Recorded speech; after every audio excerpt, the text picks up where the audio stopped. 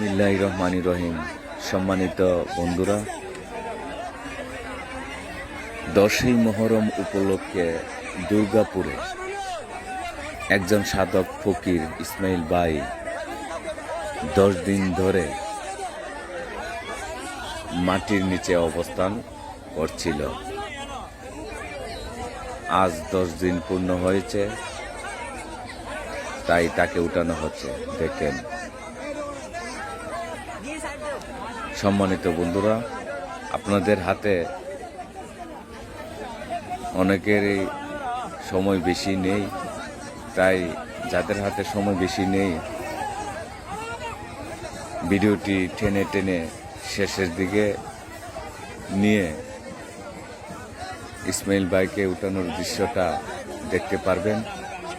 আর যাদের হাতে সময় আছে দয়া করে ভিডিওটি দেখতে থাকেন।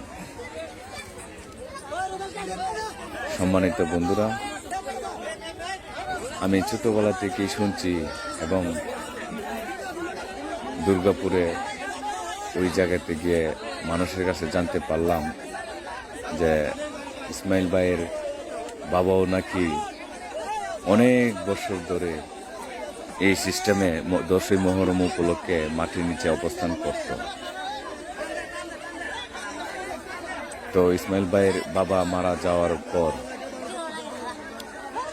ইসমাইল ভাই এই পদ্ধতিতে 10ই মুহররম উপলক্ষে মাটির নিচে অবস্থান করে। মোটামুটি মাটির নিচে বলাটা ঠিক হবে না, ওদের বাসায় যেটা জানতে পারলাম খবরের পরিপূর্ণ সিস্টেম। ইসমাইল ভাইয়ের গায়ে কাফনের কাপড় জড়ানো, উত্তর দক্ষিণ সিস্টেমে শুয়ে আছে এবং কবরের উপরিভাগে বাঁশ, পাটি এবং মাটি, পরিপূর্ণ কবরের সিস্টেম। তাদের কাছে জানতে পারলাম ইসমাইল ভাই যে কবরে অবস্থান করছে তাকে কোনো শক্ত খাবার দেওয়া হয়নি। এই 10 দিনের ভিতরে শুধুমাত্র কবরের একটি ছোট্ট ছিদ্র দিয়ে একটু 3 বেলা দুধ দেওয়া হতো, আর কিছুই দেওয়া হতো না। চিন্তা করছেন কিভাবে না খাওয়া ছেড়ে দিয়ে এই কবরে অবস্থান করছে। আসলে এটা সাধনার প্রয়োজন।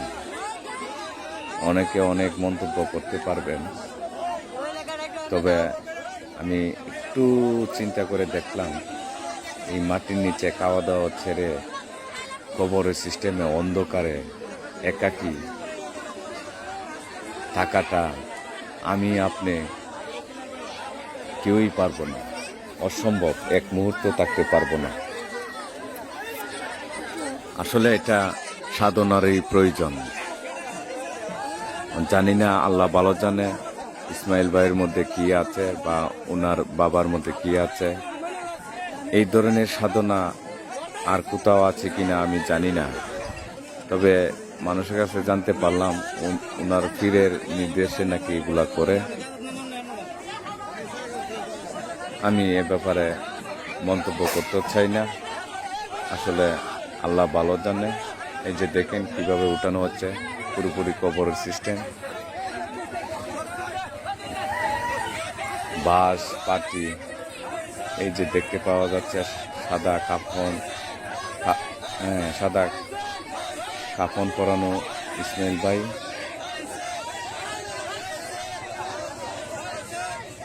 উত্তর দক্ষিণ অবস্থায় শুয়ে আছে, দেখেন আপনারা।